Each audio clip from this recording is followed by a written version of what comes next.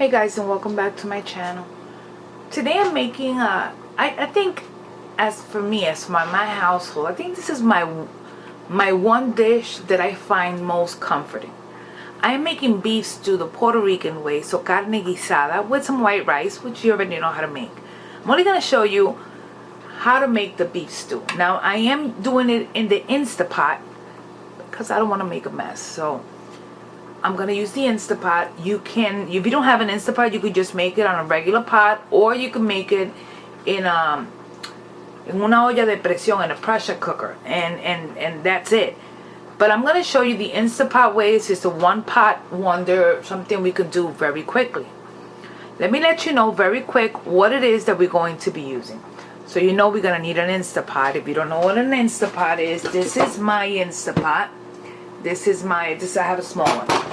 I'm also going to be using, I have some beef chuck or beef for stewing. I am using carrots. I am using potatoes. I used about 3 potatoes that I chopped. And I'm using some celery.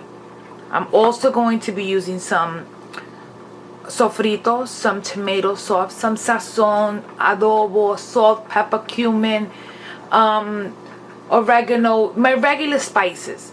But the first thing we're going to be doing is that we're going to be cooking the meat so we can make it tender. Now, I want you to understand that I've already pre-washed this, and I've washed it with vinegar and a little bit of lemon juice, and then I just rinsed it out, and that's it. So let's get started so I can show you exactly what we're doing and how we're going to do it.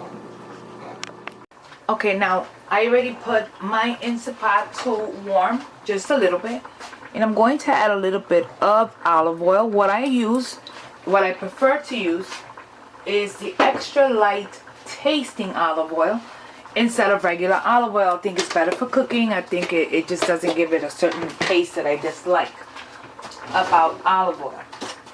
Anywho, in here, in my oil, I'm gonna add about 2 of my my regular tablespoons from the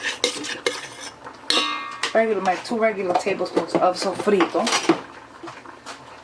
And I'm also adding, I am simply right now, it's just a point of getting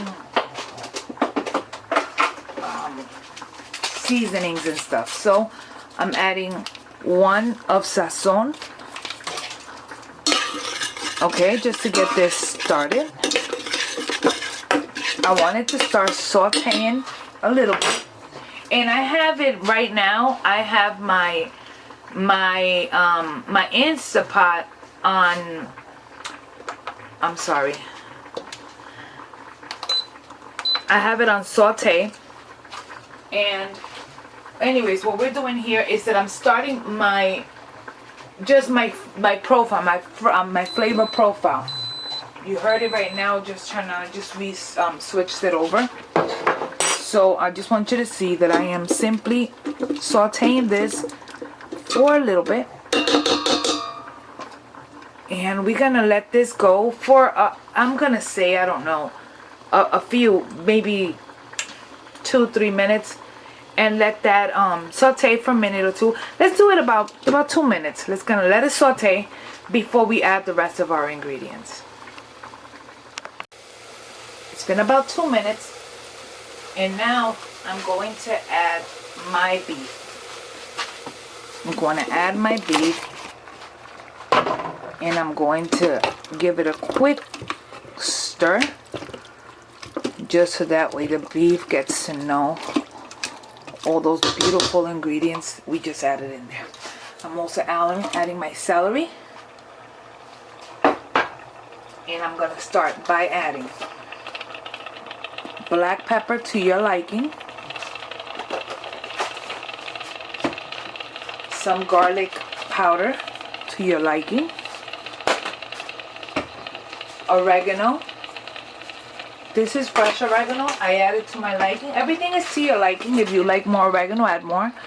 Onion powder, again to your liking. Cumin to your liking. I'm adding a little bit of ham base because I didn't have any beef stock, so I'm gonna go with some ham base. Again, I am going to give this a stir. Automatically, you see how beautiful this meat looks, and the flavors that it's going to be giving it is going to be amazing. I'm going to allow this to cook now for, I don't know, just a few. Well, before that, let's go ahead and add a little bit of water. I'm going to add more than that, just a little bit for right now. And I'm going to add my carrots. I'm also going to hit it with just a little bit of adobo. Well, it's more than a little bit, but it's a lot of meat. So we're going to give it a stir. Yes, we're going to start by adding some tomato sauce and a little bit more water before we actually before we cover it and let it cook. So we want to cover it till, I'm going to say, I think that's good enough. Excuse me. Okay, so I'm going to cover this and I'm going to let it cook. Now I'm going to let it steam. I'm switching everything over to steam. More like, let's take it to stew. And we're going to turn this on and we're going to let it go. It's going to be about 20 minutes. Then we will open it, check the meat. If the meat is tender, then we'll take it from there. Okay, I just opened up my lid. I'm adding a little bit more water. And I'm also going to add my potatoes. Okay, I'm adding my potatoes, and now I am going to cover it again and let it continue to cook another 10 to 15 minutes until it is completely done. Okay, so I'm gonna go ahead and start this again and get this open,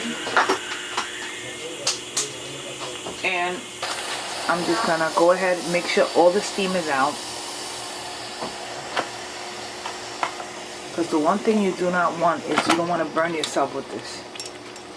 There's absolutely nothing worse than a burn from steam. Okay, so at this moment it looks absolutely beautiful. And what I'm going to do is open it just because I want to test the meat, see how tender it is. Let me just check.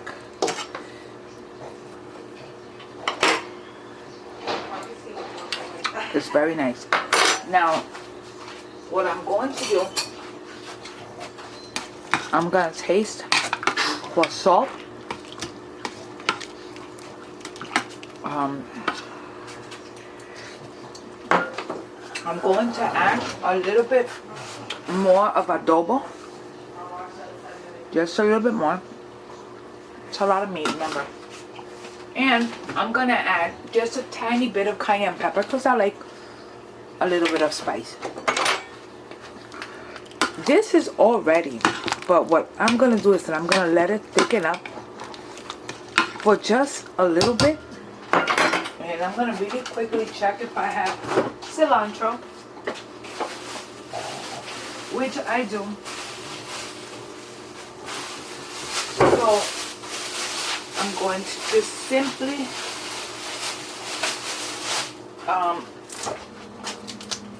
break it into pieces and just add it in there.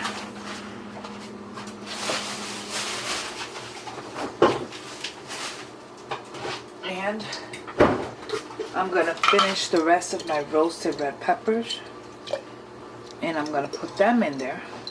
Remember, these are already cooked, so all I'm really doing is just getting everything in there.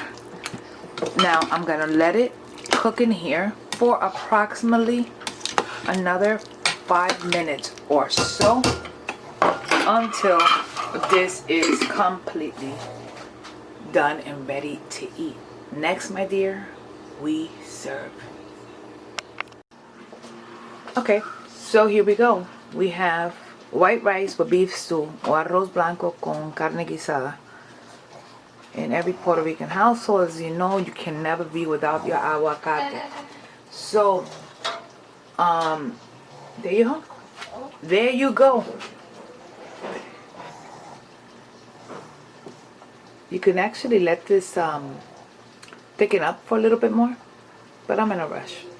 Anyways, thanks for spending time with me. This is Lala here at Maddie's Puerto Rican Kitchen and More. Don't forget to like, share, and subscribe. Tell me in the bottom if you made this recipe. Let me know how you like it. And I will see you guys on the next video. God bless you. Bye.